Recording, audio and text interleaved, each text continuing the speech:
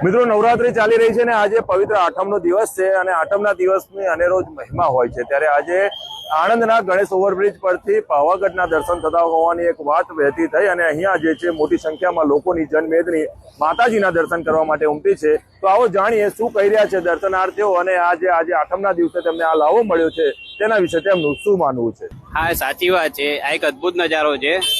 મારી લાઈફમાં આજે 36 વર્ષમાં પહેલી વાર જોયું કે આણંદથી આપણે પાવાગઢ ઓલમોસ્ટ 60-70 કિલોમીટર દૂર છે, 80 કિલોમીટર દૂર છે અને અહીંયાથી આપણને આઠમના દિવસે નવરાત્રીનો એક માતાજીનો તહેવાર છે। આઠમના દિવસે આપણને માતાજીના દર્શન 80 કિલોમીટર દૂરથી દેખાય છે, એ બી નરી આંખે।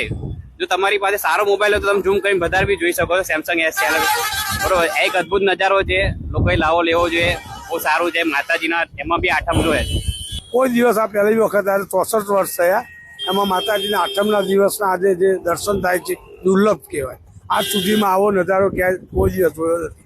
હવે આણંદથી કમસે કમ 80 કિલોમીટર દૂર છે અને દર્શન થયા માતાજીના, એ સદભાગ્ય છે।